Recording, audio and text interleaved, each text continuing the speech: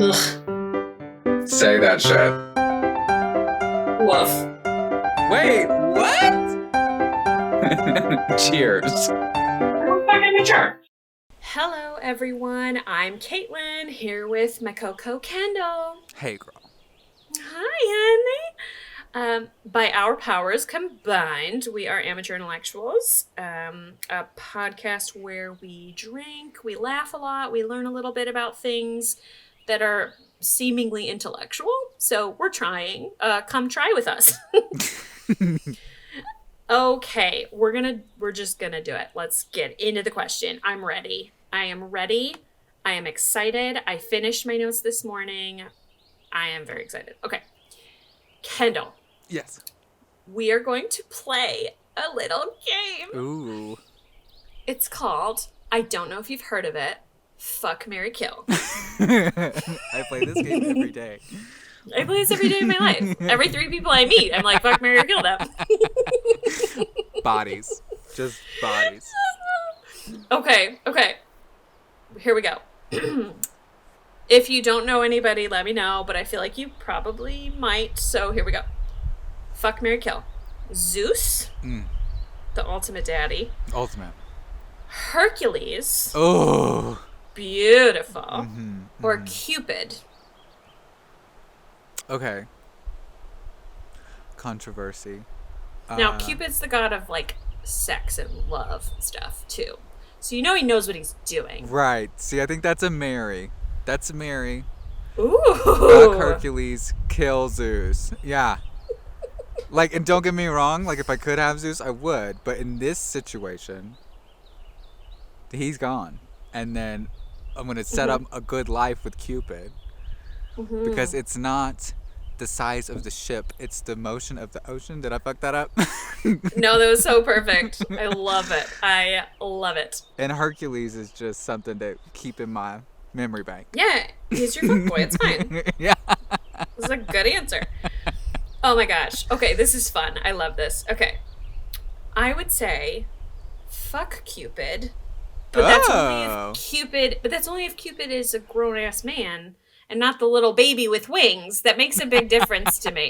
Well, I don't know which version is, like, historically... We talking about the Roman version or the Greek version? I want the man. I want the grown man with, like, full-on wings and stuff. That's fine with me. I want, like, grown-ass angel Gabriel coming down to have sex with me. In the desert, talking to Jacob.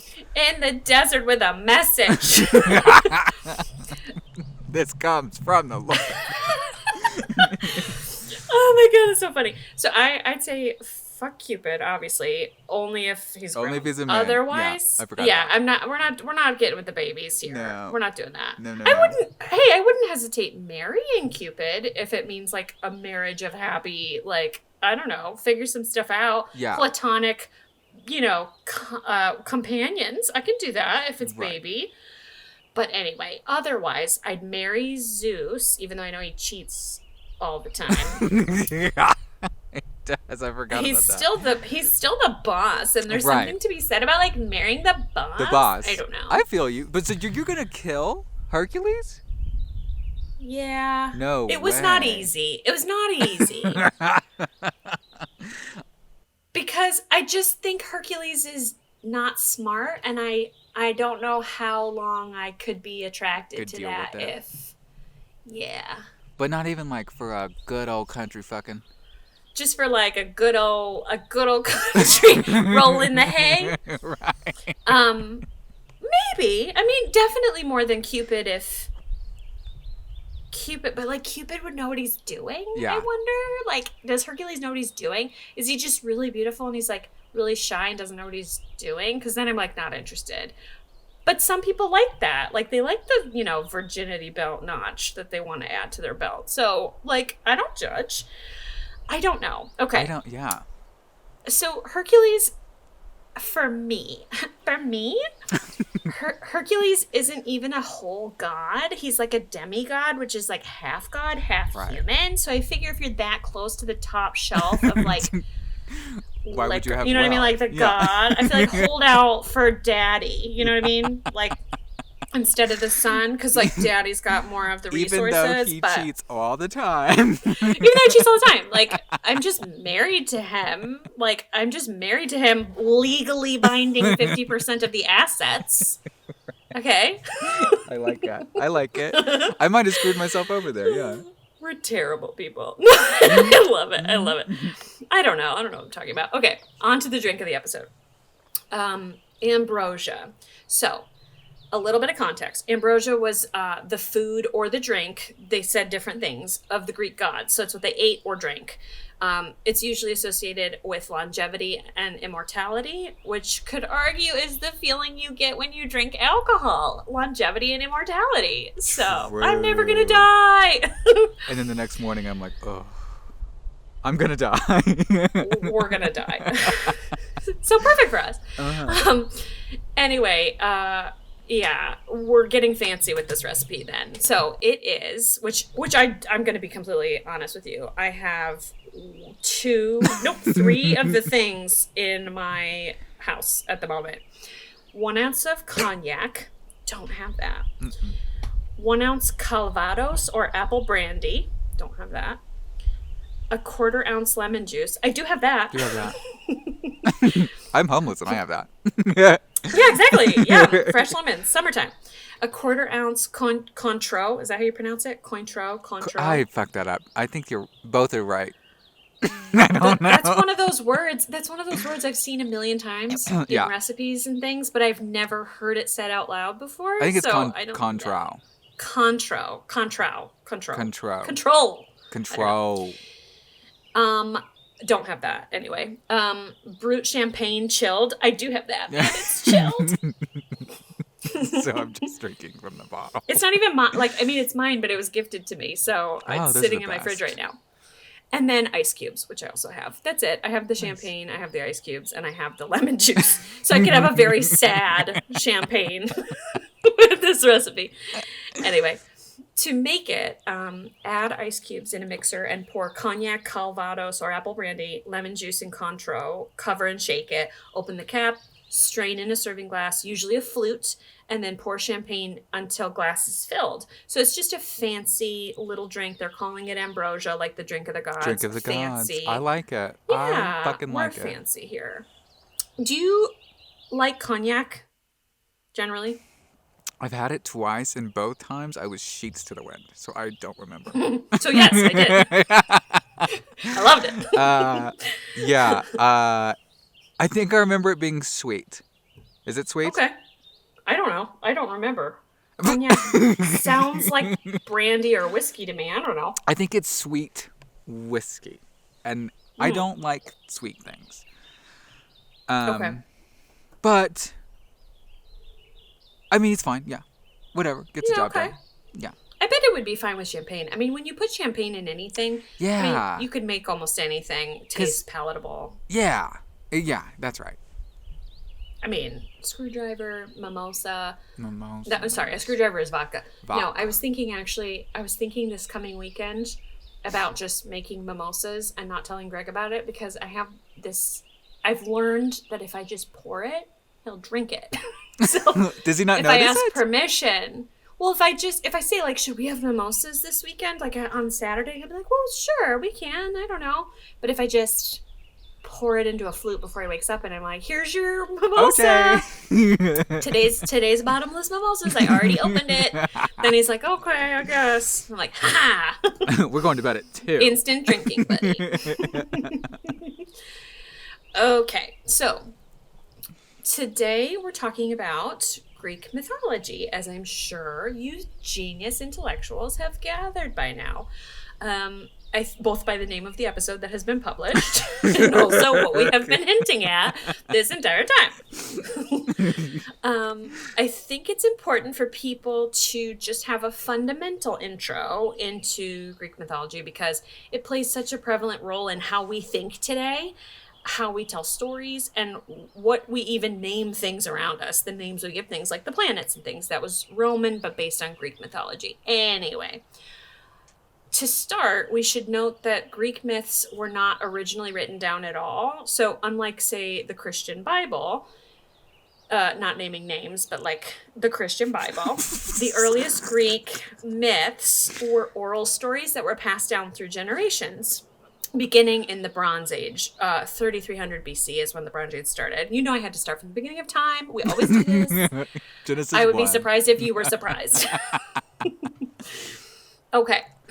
So they just started by telling stories. Like the Greeks never wrote it down. They never needed to write it down because everybody knew these stories and everybody told their kids these stories. And then you'd hear it 100 million times in your lifetime. And it was never anything that anybody felt needed to be written down. And then over just like the telephone game in any kind of storytelling, which is what fascinates me so much about history, is that, you know, these characters changed, they evolved, they got more detailed, and they became kind of cool stories that we obviously really like as a Western culture because we keep telling these stories. Right. I mean, think about all the other ancient civilizations with their own deities and things. Like, how many Americans can name all the Hindu gods? Like, there's Vishnu. What else? Like, give me another one. What else? Can't. Egyptian. That's like the second best, probably popular, because I can think of just. I mean, I say me like I'm all of society. I can name a couple, but that was partly because my sister was obsessed with them when she was younger, and I was in the vicinity. So I don't know. Huh. She had like a little stamp collection of like. She's like, I'm gonna learn hieroglyphs. I'm like, good luck. Work. I don't think anyone has. Have they figured this out? Yeah, they did. I don't think she did, but I mean, I don't think she finished it, but she started it for sure. They were just stamps. She was like 10. I don't know. Yeah. Okay. So around 700 before Christ came down and had his business, a poet named Hesiod wrote some origin stories down of Greek mythology. So this is like, I think, the first time that we have like a written record of what the hell these stories were. And as I say, before that, it was just rare that anybody would write it down. Why would we write it down? Not everybody even wrote. So, like, why would we bother writing it down? Who? Like, I'm just going to tell it to you. Like, why would I write it down? Right. So, for example, when Homer wrote the Iliad and the Odyssey, he mentions many of these mythological characters, but he never really goes into much depth about who they are or what they are about. Because, again, at the time that he wrote it, everybody knew who that was. Like, it's like saying, like, and then, like, you know, and then Beyonce walked in. It's like, nobody needs to explain. She's a very well-known singer. Like, da-da-da. You'd be like, duh, I'm alive. I know. Right. I know that. I have eyes and ears. I know. That's the perfect example. I was trying to think of something, and I was like, Al Franken. I was like, no, that wouldn't work. Al Franken. I know who Al Franken is. Of course I do. Yes. Beyonce or Elle Franken. Take your pick. One of those. Okay. So, back to this guy Hesiod who wrote it down. So he writes that the start of the universe was nothing. It was just called chaos with a capital C. Just like a void. So it's not unlike what we think about the pre-Big Bang theory. Just there was nothing.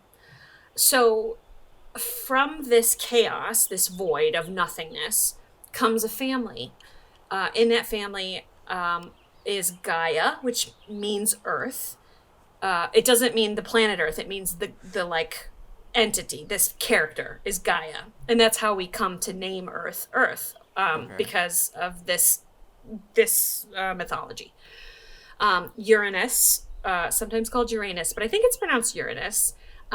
Which means sky or heaven, Pontos, which is sea, and Tartarus, which is the underworld. So there's these 4 OGs. Think of them like the founders of Hogwarts or something. Gaia is earth, Uranus is sky or heaven, Pontus is sea, and Tartarus is the underworld. Okay.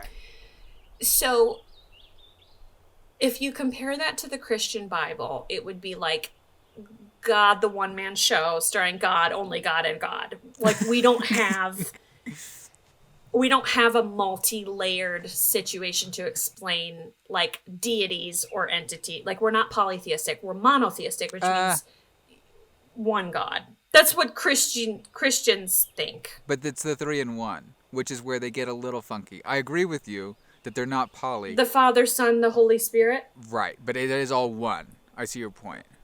I never understood that. I'm like, so is he like Is he it? Is he part of it? Is he a separate God? Does he sit to the right hand? Does the Holy Spirit, is that just like a ghost that just sits to his other side? Is he in heaven or is he at earth? Yeah.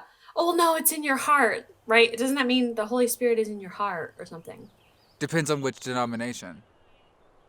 Jesus died. He was like our mortal version. God's like the God version, and the Holy Spirit is like your faith or something. Yeah. Or in your heart. Yeah.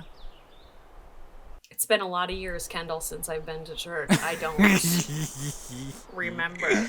So, like, Baptists believe that the Holy Ghost is in heaven, and people of Pentecostal faiths believe the ghost of who? The ghost of who? Jesus? It's not a ghost. It's not like a. It's like a spirit, but they call it the Holy Ghost because they're fucking idiots. I didn't mean that. I adore Christians, and I don't. They just we need make fun of everyone. They just need to change the name. It's just confusing. It is confusing. I'm sorry, but it is confusing. We need to rebrand this so that the fellow generations can understand. Can we just be on the same page? Right. Like, yeah. So, but there's like a big divide. Yeah. People believe that he's not operating on Earth, and then another large section of the faith believes that he does operate on Earth, and like contemporary modern day miracles can happen because the Holy Ghost as a spirit is an operating God on the planet. So it's just about where his workspace is. Exactly. Where's the desk? Yeah. Does he work from home or Remote. does he work on site? Okay. Got it. Sorry, everyone. We hope that you are laughing at our offensive shit. Okay, moving on. So, okay, Gaia.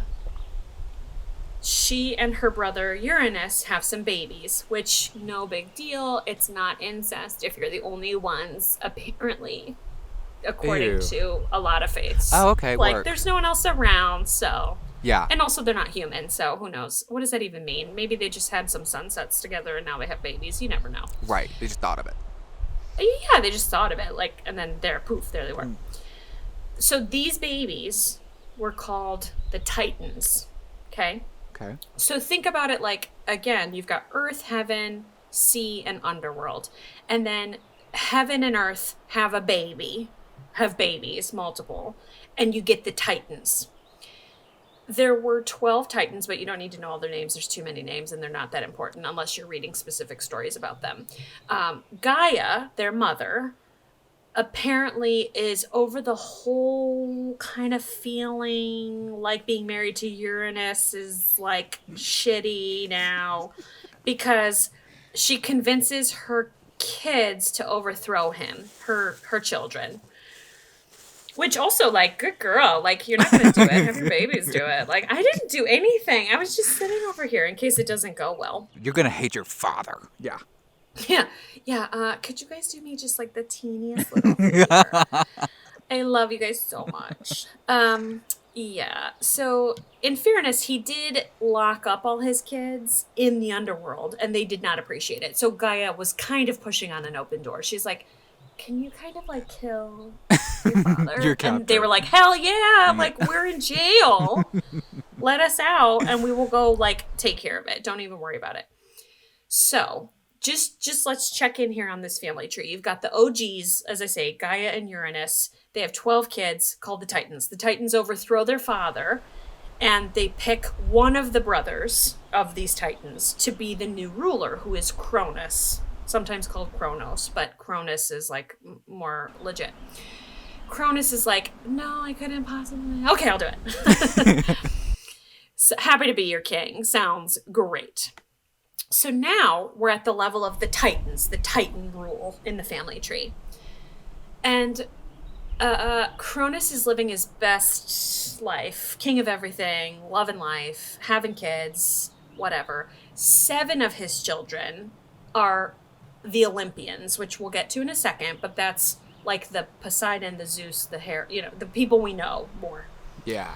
But anyway, 7 of his kids are some of the Olympians out of 12, but whatever. Anyway, one of his sons starts getting all emo and rebelling, as you do, and that is Zeus. Zeus is over it. He wants Cronus to go die in a fire. I hate you. Oh, wow. I didn't know that. Okay. Yeah, so Zeus and Cronus have this long drawn out conflict and bring in all of their backup to fight each other. So on the one side, you've got the Titans. That's Cronus and all of his Titans siblings. Then you've got Zeus and all of the Olympians, which are mostly his siblings, but also like his cousins. Cool. Ooh. And they fight. They have this war. And this war takes 10 years. And it's a very cool word. And I didn't write it in my notes, but it's like Titanomachina or something is what it's called. Wow. Cool. Battle. This like Old Testament like battle. And most of the Titans obviously side with Cronus because, hi, brother, like your kid's being a dick and like trying to overthrow all of us. Like we're on your side. We will help you. Right. And like, you know, Zeus is being a little asshole and like we're here to help support you. So he needs to knock that shit off and we're going to help bring him down a couple of pegs. It's fine. So meanwhile, Zeus's brothers and sisters are the Olympians, as I say, along with some of his cousins. Remember, the children of other Titans are like, whatever. Parents don't understand me. They're awful. Let's get rid of all the Titans and just take over for ourselves. So eventually Zeus succeeds. He hurls all the Titans down into this cavity below Tartarus, which is the underworld. So under the underworld is this hole. He throws them all down there because you can't kill a Titan. You can't kill a god. Right. You can't kill a Titan. Yeah. So what are you going to do with them? Well, you have to imprison them forever. Yes. So back in ancient Greece, the underworld was believed to actually be on Earth. It was just deep, deep, deep down underground. So where you went when you died was just down underground, really deep. And so to be where the Titans are is like beyond the underworld, down even deeper into like the core of the earth or something. It wasn't like a different plane of existence like we tend to believe today. Like a lot of cultures believe today. It's like this other world, this Not up other in the sky. existence. Right. Right. Or down in hell, but hell, if hell was on Earth, I guess. Right. So there's a movie that I can't remember. I liked it, but it was real cheesy and it had all the gods and they were like Ooh. super like gold. Do you remember that? Was Liam Neeson in it? That sounds right. Was he like Release the Kraken? That sounds right. Or was yeah. that a different movie? It was like they showed the Titans in a cage. And you haven't seen it? If you haven't seen it, I think you would like it. I liked it because it was just so like action-y and like CGI and stuff. But they showed the gods, the Olympians, going down as something happened and the Titans broke out. And so they went down there and like you said, the gods couldn't be killed. But when they were beaten in battle, they like vaporized. Yeah. And like go down to the underworld and then they'd have to like work their way back up. Fight back up. Right. It's a pain in the ass and a real inconvenience. But yeah, no death. Yeah, okay. Well, I've seen a couple movies like that. There's a few and I really love them. I love all of them. It could be the fuck is that movie called? Where it's like Release the Kraken.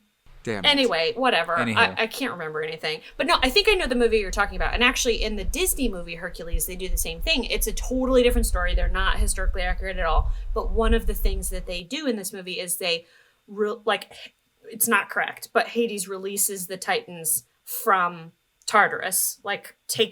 And so then they come out and they like wreak havoc or whatever. And they're like big as mountains and shit. Right? That's right. That's right. And like in the Disney version, again, completely inaccurate. They're like huge, like to the point where like they're just destroying everything and they're just these big bullies and like the whole Olympians were like trying to just make everything fair and peaceful. And that's why they captured them and put them down. But honestly, that's not what it is. It was just more like, we can do this better we than want you. power. So like, fuck you. Yeah. Right. Yeah, but I don't think Disney I don't think Disney tends to roll with those punches as well as they are historically accurate. Yeah. But whatever, to each their own. So, okay. So now you've got, let me see here. After lots and lots of fighting, 10 years of fighting, the Olympians win. And so the children, or I guess the grandchildren of Gaia and Uranus, the children of the Titans. Okay. So Cronus and whoever the hell, I forget. Okay. This is how you get Zeus into his position of power and all the other gods and goddesses where they are. So this is the origin story. This is how they all got where they are. So you get lots of mentions of the gods, meaning the Olympians. From here forward, if I ever say gods or goddesses, I mean the Olympians, meaning they live at Mount Olympus. They're the Aphrodite, the Zeus, the whatever. Yes. Okay. So you get a lot of mentions of them throughout stories, and writers and poets elaborate on these stories, and they always add characters and whatever. And these became very much like soap operas, with gods and goddesses just stirring up shit for humans on Earth, sometimes for no reason, sometimes because they were offended, whatever. But it was just this epic, like, fun soap opera that humans tend to gravitate to. They like these stories. Yeah. But it was more than that. It was believed to be a religion. I mean, you went and you prayed so that, Zeus wouldn't fuck your land or, your horse Droughts or your right. person. Yeah. People that you love. Because he did that a lot too. He did do that a lot in a lot of different weird ways. But listen, you're the god of whatever. You can do whatever you want. So also why maybe I'd marry Zeus. Ooh, he gets a little crazy sometimes. Just kidding. This is some weird shit. Yeah. Yeah, he's tried it all before. Anyway, so the gods looked like humans, but as one does, they can change into animals or any other thing whenever they want to. So they can just fuck with you as a person. And so the religious side of it was that you needed to keep praying to them, give them offerings, stay on their good side, because they could just get bored at any minute and ruin your life, or mad at you, or whatever. I mean, it was just very fickle in that way. So we're going to blaze through this next part super quick, because most are familiar with this already, and I don't want to spend the time on this part because, again, I think a lot of us already know it. I'm just going to kind of done. Cool. If you have any thoughts or anything, jump in, because definitely interested. The 12 main Olympians. Zeus, called Jupiter in Roman mythology because the Romans stole all the Greek mythology but changed all the names. So Zeus is Greek, Jupiter is Roman. Okay. Same guy. Yeah. Zeus is the king of the gods, but he also wears the hat as the god of the weather, law, and fate. So you would pray to Zeus if, like, you had a drought, or, there were thunderstorms and, like, you wanted those to stop, whatever, that kind of thing. Okay. Then you've got Hera, who is, the Roman name is Juno. That's his wife, who is the goddess of marriage, which is so ironic because Zeus cheats on her all the fucking time. She has a failed marriage. She has a failed marriage. She has to have the biggest imposter syndrome of anybody I've ever known, because she is the goddess of something she cannot control in her own fucking day-to-day. Poor girl. Poor girl. Ugh. Anyway. Aphrodite, Venus, same person, the goddess of beauty and love. Apollo is the god of prophecy, music, poetry, and knowledge. He's also been, I think, called the sun god. I think that's right. Oh, no, Helios is the sun god. Never mind. Apollo, forget what I said. Prophecy, music, poetry, knowledge. Ares, god of war, also known as Mars. Artemis, also called Diana, goddess of hunting, animals, and weirdly, childbirth out of nowhere. Maybe because it's as crazy and wild as hunting and animals as having a baby. So I don't know. Weird, yeah. Listen, I didn't assign them. I don't know. And like the other guy was like poetry and knowledge. Okay. Those tie together, I guess. Yeah. I think they're twins too. Artemis and Apollo. But anyway. That sounds right. Athena, also known as Minerva in Roman mythology, is the goddess of wisdom and defense. So think about Minerva McGonagall in Harry Potter. She named her after the goddess of wisdom and defense. Work. J.K. Rowling did. Who is she? Minerva? McGonagall, the teacher. Oh. Not Maggie Smith. Yeah, Maggie Smith. Yeah. Okay, cool. Yeah. I'm glad that I gave you shit to go on and you were like, oh, I got it. Not by help of me. Anyway, you've got Demeter, who is Ceres. She's the goddess of agriculture and grain. You've got Dionysus, also known as Bacchus, my favorite god that I'm so happy has his own spot at the table. The god of wine. Yeah. There was a liquor store called Bacchus. Cool. Where I lived one time, and I was like, listen, I see what you're doing. Yeah. You've got Hephaestus, which is also called Vulcan. He's the god of fire, metalworking, and sculpture. I believe he actually creates Zeus's lightning bolts for him to like throw down. I think so. And he's also the only legitimate child of Zeus and Hera. So their only kid that isn't from an affair. I did a, like when you're like third grade and you have to do like a project on one of them. He was my guy. Hephaestus was my guy. I like Hephaestus, and I think he gets really underrated, and he's supposed to be really ugly. Yeah, he's ugly, but a good guy. Melty face guy. And I think he even marries Aphrodite.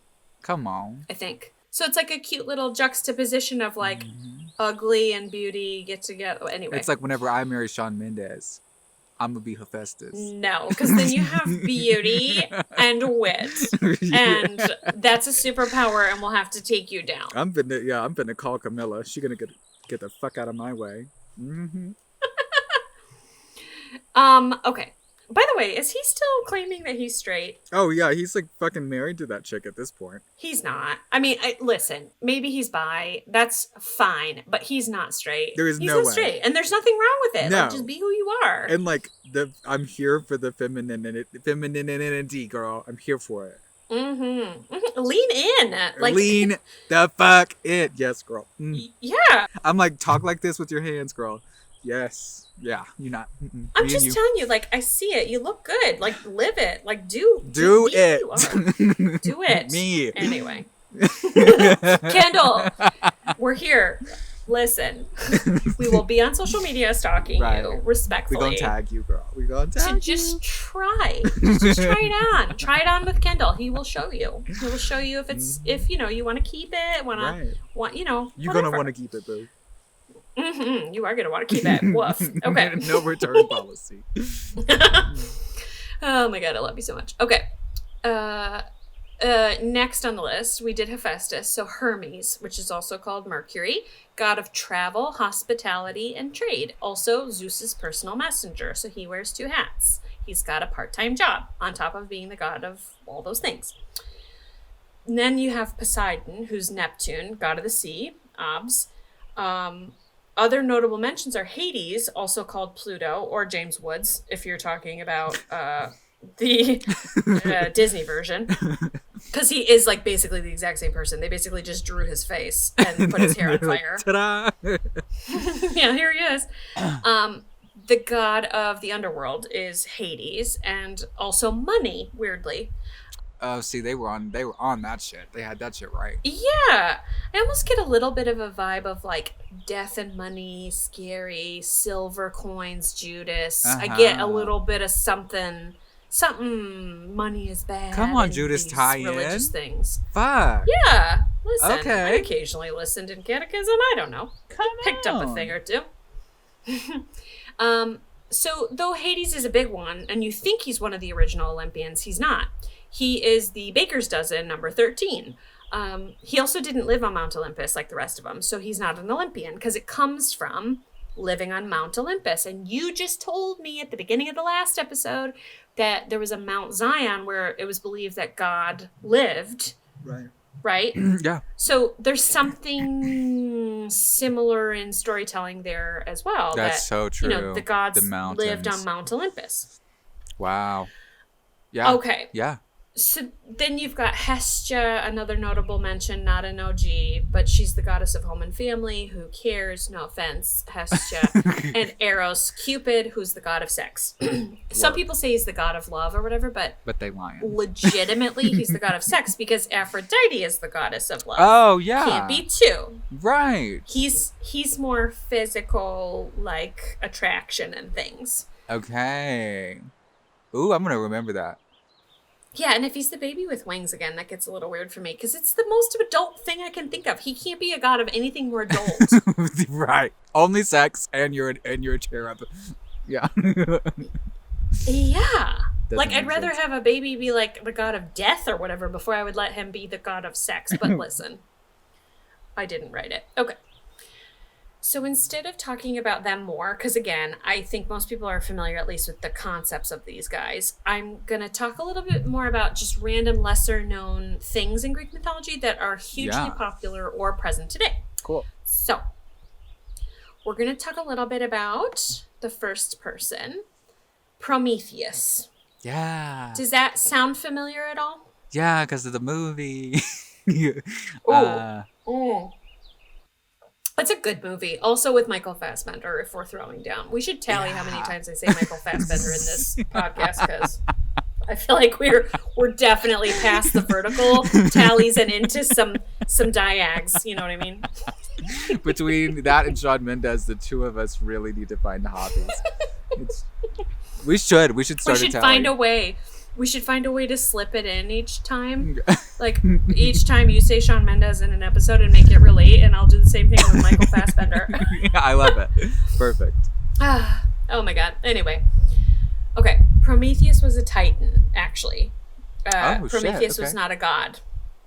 So, to get a picture of like who he was as a person, I don't know if you watched any of those Thor movies or the Marvel movies, but he's kind of like Loki, like the sneaky, kind of tricky, smart, conniving.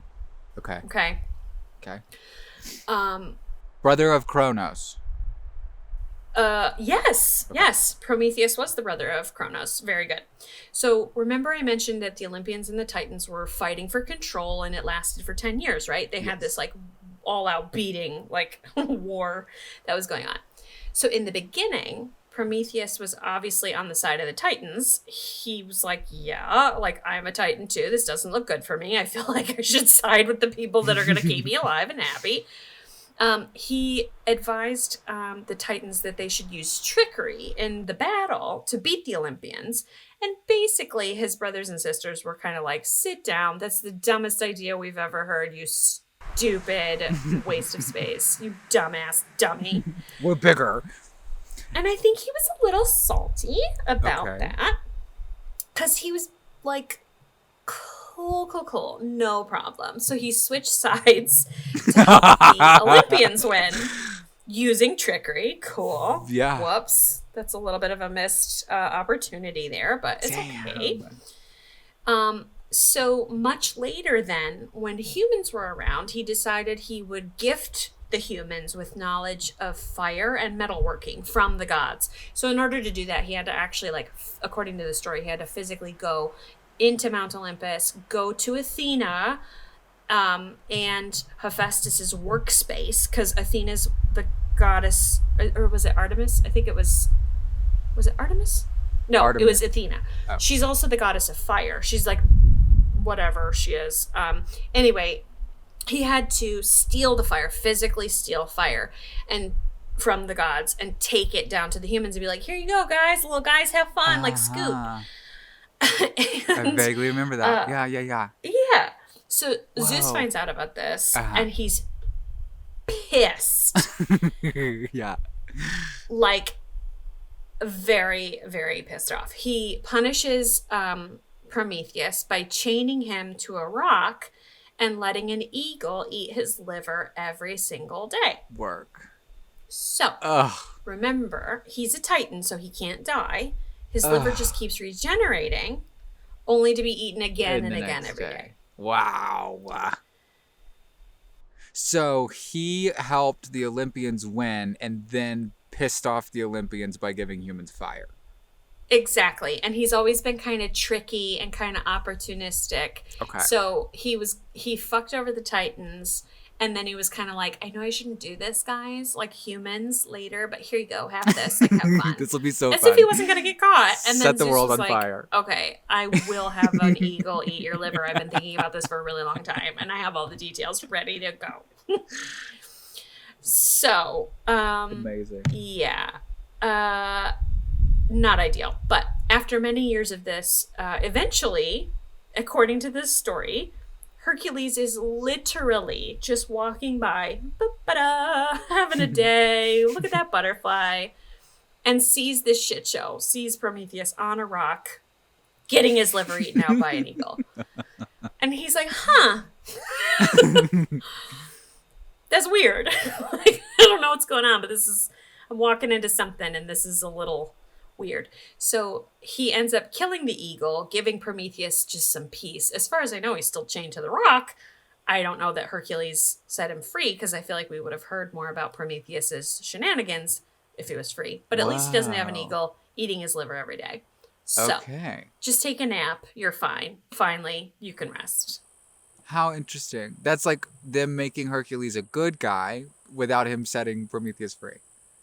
Hercules actually is mentioned so much in Greek mythology.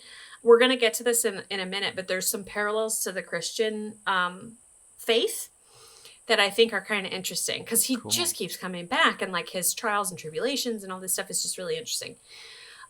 Okay, fun fact. Prometheus's son was actually Deucalion, who was the original Noah. Like, he was the original story, or at least a very similar story to Noah in the Bible. Noah in the Ark?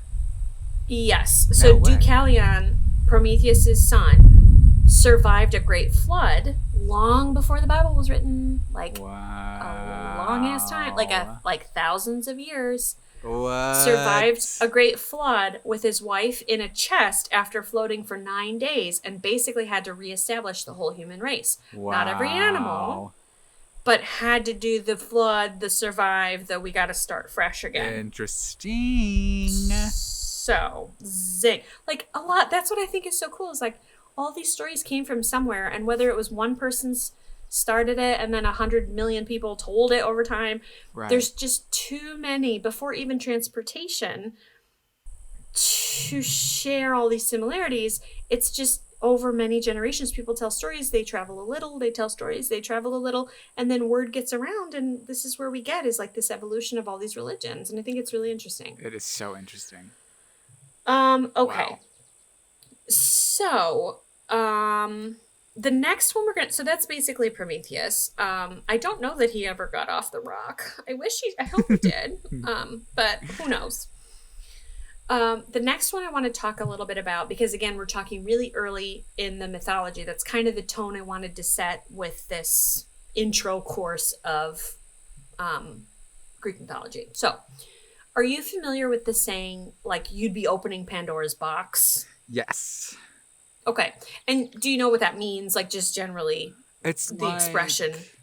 I'm going to have this a little bit wrong, but it's like you're opening up chaos, mystery. Mm-hmm. I think that is it generally like connotated with like negative?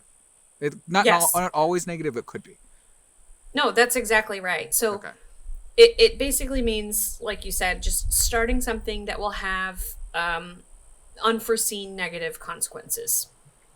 You're opening a can of worms, right? There's a queen on RuPaul's Drag Race named Pandora's Box. Of course there is. That's a good one. I like that name. I like it. Like, she's like, ooh, she's gonna open up some shenanigans. She sounds like fun to hang out with. So it comes from this idea of Pandora's box comes from the story of Pandora in Greek mythology. So Pandora was this sweet little naive girl, the first woman ever, tell me if this sounds familiar, in the Bible, ooh, who was not supposed to open the box. One job. She opened the box, which turned out to hold all the evil of the world: toil, illness, war, and death. Because apparently you can box that up.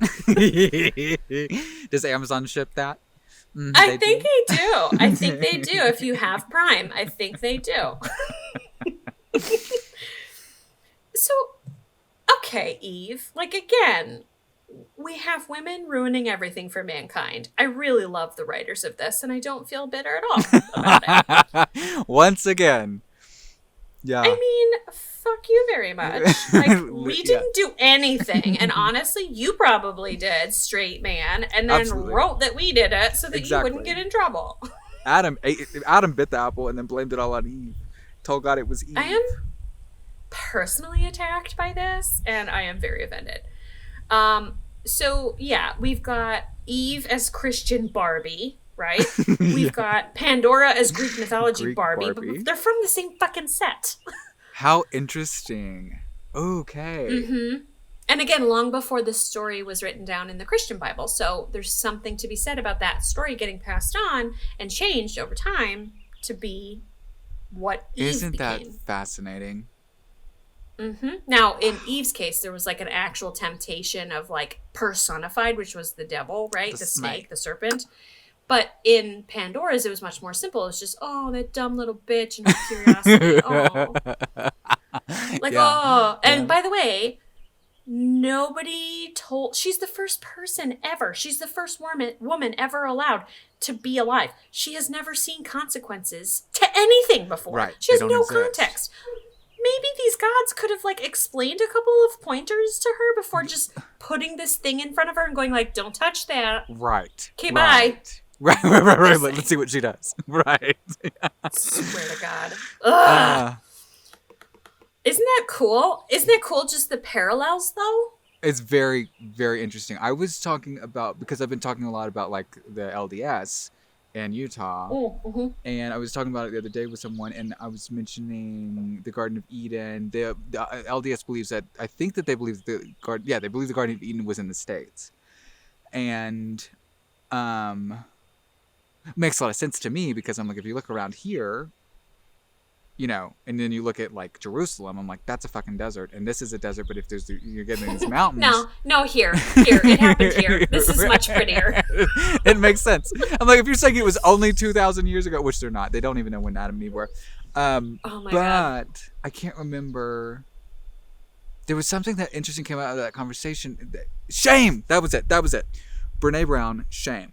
So once Eve in the Bible bites into the apple, then that's when scripturally humankind is introduced to painful birth and shame. Yeah. And like, do we get periods too? Is that also it? I think it's like women are put through It's definitely hell. painful childbirth. Yeah. Because we're all terrible. I remember learning that in school, because I went to a Christian school as a kid. And they would talk about how, like, they were naked, and then once they did that, they had to cover their bodies because they felt shame. And that shame thing was always about, like, body exposure and not ever about, like, shame, Brene Brown shame. And I just thought it was so interesting. Definitely misplaced. Like, yeah, well, it's just like, what if in the Bible they said, like, the first thing that went wrong in humankind is shame? And we're just now catching on to that. Like, that would be some epic shit. That's really would be an epiphany of like, guys, we don't have to do this. Yeah, they were talking about shame, not like, oh my God, I can see his wee-wee, but like humans became shame, like had the feeling of shame.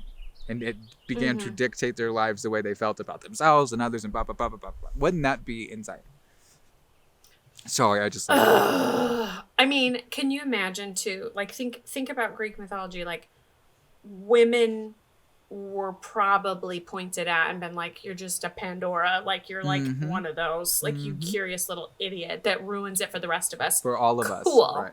Yeah. Thank you. And also like, we're supposed to feel shame, and yet you're like painting women naked in the forest. And so jerking I don't off really to know. It. Like, literally. Which is it? Yeah. Which is it? You can't have it both ways. It makes me so, the double standard makes me so like I feel so, the hairs on my neck are standing up, like I'm like, I want to bite someone. Did you hear what happened today in the Senate today? No, I didn't. Tell me. I've been offline today. Super fast. They did a Paycheck Equality Act for women to have equal pay. And Kristen Sinema didn't even show up, and we lost 50-49. So I'm ready for her to be hung on a cross, literally. Cute. And cute. She'd probably like that. She did it because they were filibustering it, and it would take them 60 anyway. But show up for the fucking vote, for fuck's sake. It is the Republicans' fault. I'm not blaming her, but she's a rare type of... I know we're talking about... Never mind. We were talking about how people bully women too much, but... and then I like just go in on Kristen Sinema. We need to talk about women. We need to talk about women, straight and gay, and we need to talk about gay men, bi men, and asexual men, and leave out straight men forever. Completely. Yeah. Straight white men, at least. You know, straight people of color are fine. You're invited. It's fine. Trans community, LGBTQ, and then allies, and then no cisgender white men ever. They don't exist. Starting now, we're gonna like Trump, like we're not gonna say that word. We're not gonna say that word here. The you know who. Yeah, exactly. You know who's. Oh, God damn. Okay, so I just have a little bit. I just have a teeny bit left, and then we're done. So, the last little story that I wanted to talk about was a little less from the beginning days, but I thought it was really interesting. Because I had to pick something, and like there's so many good stories that I could just go on so many rants about, but I picked one. King Minos. So you got this king, surprisingly named Minos, as I've introduced. I'm a storyteller. He happens to be the son of Zeus and a human princess, Europa, but that's not important. And Europa was actually how we got the name Europe. Somebody named the whole continent after her. But anyway, doesn't matter. Whatever. He's this like guy that is a king, and he is obviously the son of Zeus, but that doesn't really play into much. So anyway, Minos gets married to Pasiphae. They have kids, including a daughter named Ariadne. Now, I'm only saying that because it becomes important later. It becomes important. But for now, he has other kids, whatever, blah, blah, blah. Blech. One day, Poseidon is like, I'm going to send Minos a bull, but I want him to sacrifice it. Back to him? I don't know. To another god? Don't know. They don't say, as far as I know. But whatever. Poseidon's a nice guy like that. I'm going to send you a bull. You sacrifice it for one of the gods, please. So he sends it. Poseidon does, the god of the sea. And Minos gets it. He's like, this is beautiful. Look at this white bull. It is gorgeous. Oh my God. So in true king white male straight fashion, he's like, nah, I'm going to keep it. I'm going to keep it because it's pretty and I want it. And he knows it's a gift from Poseidon? Or he doesn't? Yes. Oh, he does. He okay. does. This is not a mystery. He's not like some like servant brought this thing to his door. It was like gift wrapped by Poseidon with like a fucking fishtail on it. And was like, sacrifice this. You're welcome. And Poseidon gets pissed. So he used like his sea magic or whatever. I don't know how it works. I'm not a god. I don't know how it works. He uses his sea magic or whatever. Yes, you are.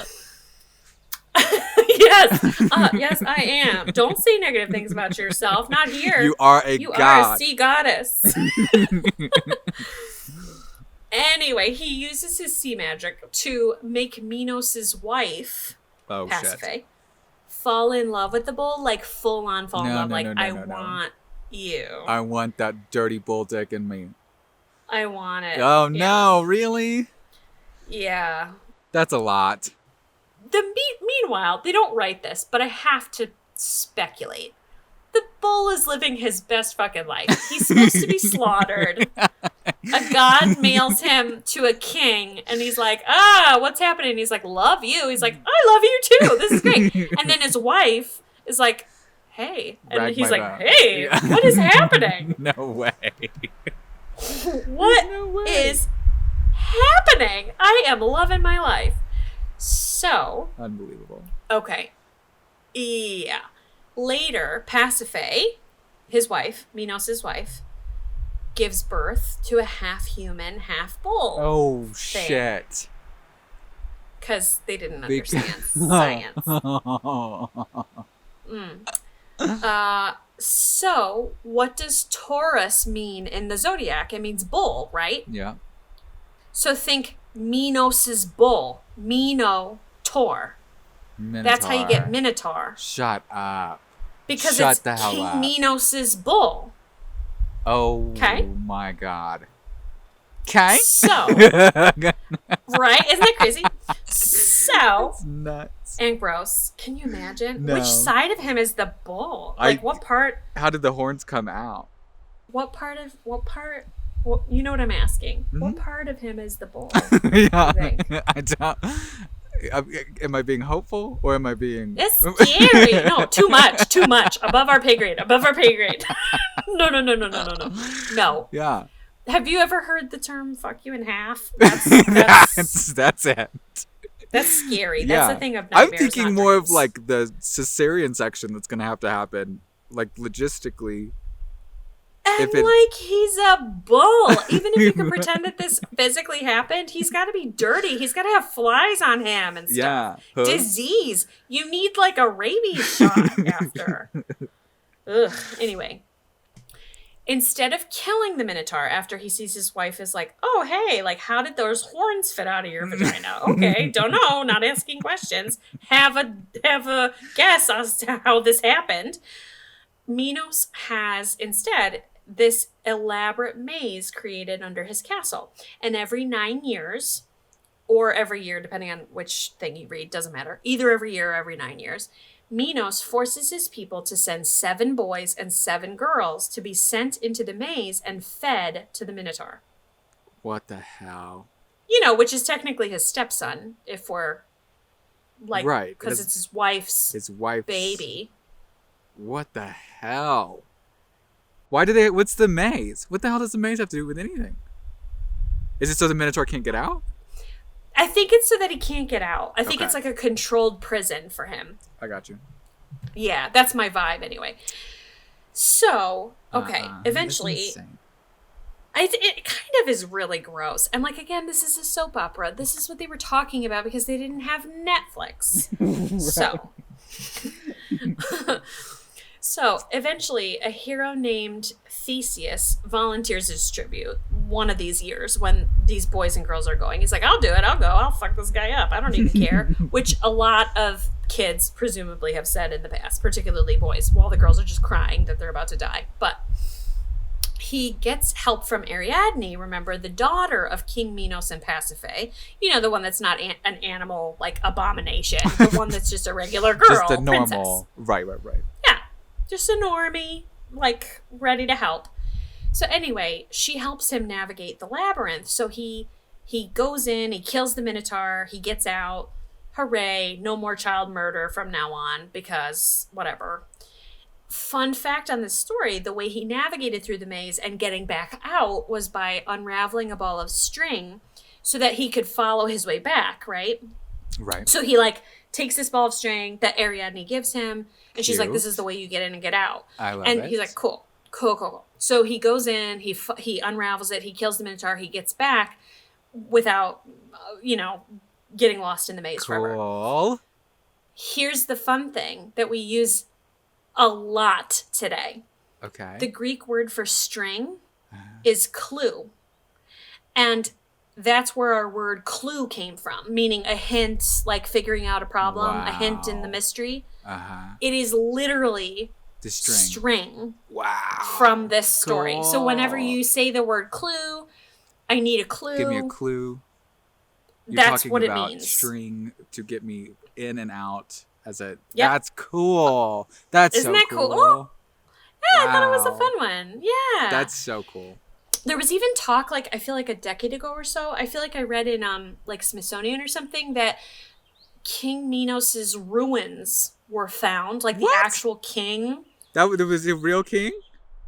And that it actually had a large labyrinth underneath it. They're like, we think this might be King Minos, and King Minos, or the person he was based on, this was his place. And, like, underneath there's this big labyrinth. So whoever, like, told the story over time and then eventually it got written down may have seen a castle like this, may have seen a labyrinth underneath it. Not a Minotaur, obviously, because, like, hello, we didn't have, like, fucking embryo crossbreeding. Not yet. Because I promise you, a lady can fuck a bull. I don't know if you know this, intellectuals, but a lady can fuck a bull can fuck a lady. And it will not a Minotaur make. Yeah, that's right. That's right. Yeah, no. It's just a felony. That's all you're going to get out of that. At 12 years in the can. Yeah. Actually, you might die.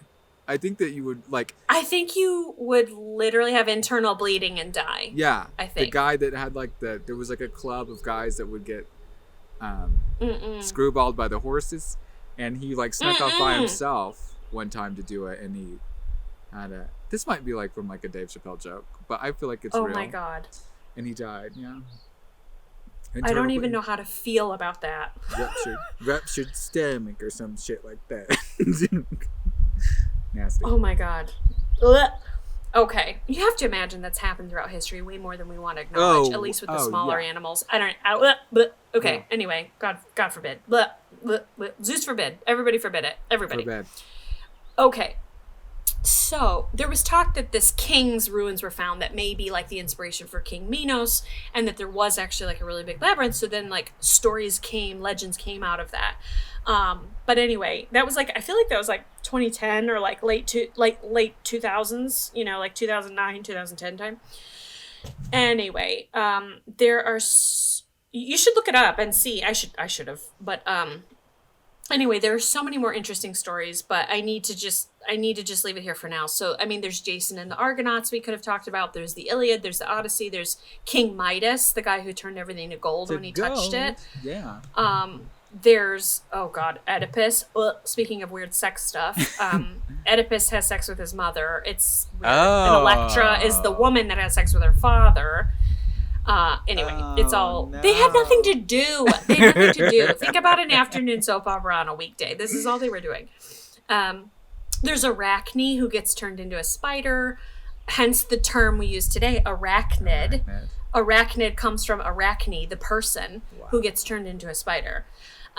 So anyway, in the meantime, if you're into it, I would just recommend read Edith Hamilton's Mythology. I also have a ton of links that you can click on if you want to learn more about anything we've been talking about. It's in the show notes. But Edith Hamilton's Mythology is a really good book for short stories that you can kind of get the gist of a lot of these things. Medusa is another cool one. Hercules has a really interesting life. But anyway, moving on. I love it. Tell me, so far, what is your favorite story out of what I've said? We've got Prometheus, we've got Pandora, and we've got Minos. King Minos. I like the King Minos stuff. I like the weird, like, completely off the wall shit. And then whenever you tie in that, like, it was based off this guy, like, that's just, it does something in my brain that I don't know what that is, but that's so cool to me. It's crazy, but it's cool. I know. I totally agree. It gets so weird. And, like, the other fun thing about Greek mythology is that they do that a lot. They're like, here's a harpy with the head of a woman and the body of, like, a vulture or whatever. Yeah. We have the Sphinx. The Sphinx came from Greek mythology. You know, a woman's face and a lion's body and, like, I don't know, fucking wings or something, or tail, I don't know, whatever. There's a ton of, like, weird-ass animals that they're like, hey, I have an idea. So we've just got some fun facts. So here we go. Many consumer products get their names from Greek mythology. Nike is the goddess of victory. Yeah. Amazon is the, you know, race of like female. Oh, that's mythology? Warriors. Yep. I didn't know the Amazonians. That. Yeah, Amazon. I thought they were real. Mm-hmm. Sorry, not the Amazonians, the Amazons. Later, they find people in the Amazon. In the Amazon rainforest. I gotcha. But originally, the Amazons were these female, kind of like in Norse mythology, there's the Valkyrie, which are like warrior fighters, and I think they're women. It's kind of like that. It's like just women warriors that are just like, fuck you, men, we've got it covered. Don't come here. Hell yeah. Then the saying, taking the bull by its horns, comes from Greek mythology, specifically Hercules, because that was one of the things he had to do. He had like tasks to perform as part of his story. Taking the bull by the horns literally was one of them. So the saying, I'm going to take the bull by the horns or whatever, comes from Hercules. Cool. According to myths, Hera restored her virginity each year. Like that. I like that. Hera, the queen of the gods, married to Zeus. Not to be that person, but if Prometheus can keep growing a new liver every day, yeah, I'm not that impressed that Hera can grow a new hymen every year. It's a slower process. Maybe she did it on purpose. She's like, oh, whoops, I don't know how it works. I can't grow my hymen for another 11 months and 30 days, so leave me alone. into it. Maybe. She's like, you can't touch me for the next, Yeah, I mean, 12 you don't months. want this. I'm not a virgin. Ah. So, you ruined it. So you're going to have to wait a year. I don't know how it works. Meanwhile, she's like, oh, thank God. Where's my wine? Okay. Many people think Atlas, who was a Titan, Atlas, holds up the earth on his shoulders. Yes. There's like a famous statue of Atlas holding up the earth on his shoulders. Yes. But he actually holds up the heavens in the actual story. Oh, wow. I didn't know that. Okay. Surprise, from what we've talked about, Zeus was a dick and punished a lot of people. Well, he punished Atlas, a Titan, and he was holding the weight of the heavens on his shoulders for all eternity. And then again, Hercules weaves in his life story into this, and he actually took a turn for a little bit holding up the heavens, but then tricked Atlas back into holding it again. And then Atlas was like, oh, you scamp, god damn it. How did you fall for that? Just hold it for just a sec, I gotta go pee. Yeah, it's just anyway. Dumb ass. Anyway, I found an interesting article that I'm going to close with. So, it's from owlcation.com, written by like an academic lady with degrees in public history and stuff that she says, quote, if Jesus Christ was the offspring of God and the mortal Mary, as Christianity would have us believe, then what is Jesus? Is he man or God? Is he demigod like Hercules? Oh. The debate over this continues today in many religions over the various prophets through time. If Christianity did evolve from Greek religions, it could have borrowed the concept of a god being able to mate with a mortal. Yeah. Now, we know that it's Immaculate Conception, but the idea is still that he mated with her, not in the, biblical sense, wink, wink, but in the biblical sense of like Immaculate Conception. Right. To impregnate her so that the child could be half God, half human. So I really enjoy thinking about these kinds of comparisons because cool. It just shows, right? It just shows religions and thoughts and how they can change over time and what they have in common. And I think of the Olympians, for example, which if you think about those 12, they highlight everything that was a priority for people at that moment in time when they were telling these stories. Grain, agriculture meaning, weather, love, marriage, metalworking, which was what got your work done, death, the sea, sex. I mean, these were all things that they could look to and say, somebody's got to be in charge of that because it's so important to my surroundings. And I really like that. And I just think it's fascinating. Anyway, that's a wrap. Promised to do another one of these. I loved it. It's so fun.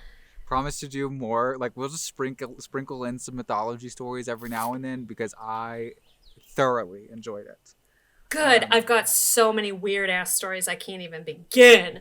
And we can tell it in our way, Kendall. It'll be so fun. That'll be so fun. I loved it. Seriously. I looked up there was this, I was doing art history in college and they showed us this sculpture and I like made it my like background on everything because I was like, this thing is fucking insanely gorgeous and I can't get enough of it. And I found it. It is, where did I just take a picture?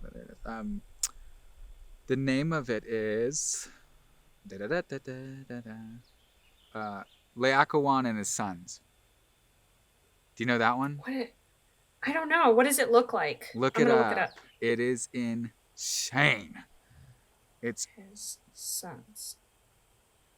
Oh, I know this. Isn't it gorgeous?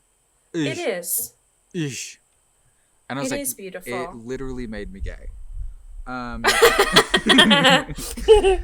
It was the thing. It was the one thing. I was like straight as an arrow. Yeah. Lifestyle choice made now. Right now.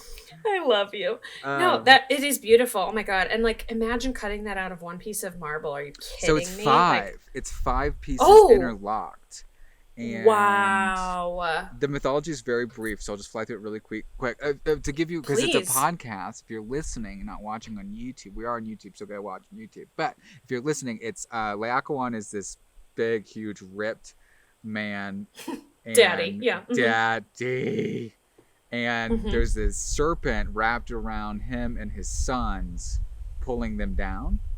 And the mythology is, as described in Virgil's Aeneid, Did I say that wrong? Aeneid. I need. Just kidding. That was perfect. Laocoon was a Trojan priest. When the Greeks who were holding Troy under siege left the famous Trojan horse on the beach, Laocoon tried to warn the Trojan leaders against bringing it into the city in case it was a trap. The Greek goddess Athena, acting as a protector of the Greeks, punished Laocoon for his interference by having him and his 2 sons attacked by the giant sea serpent Phorcys and Charybdis. In the sculpture, one of the sons can be seen to break free from the snakes and looks across to see his father and brother in their death agonies. It's a whole story being told right there in that statue. Isn't that so cool?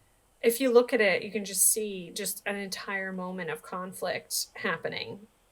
It's beautiful, actually. It's beautiful art. Oh my God. I mean, the talent. Anyway, yeah, well, honey, that's it for now. We will catch you guys next week. Please, anticipate. Don't forget about us. Follow us on Facebook. Make sure you rate us if you are so kind. It shows others that they should give us a chance and listen to our podcast. We're having a freaking blast. So please, please have a blast with us and share it with others. Join the party. Okay, so let's do it. You ready? Ready. 3, 2, 1. Bye.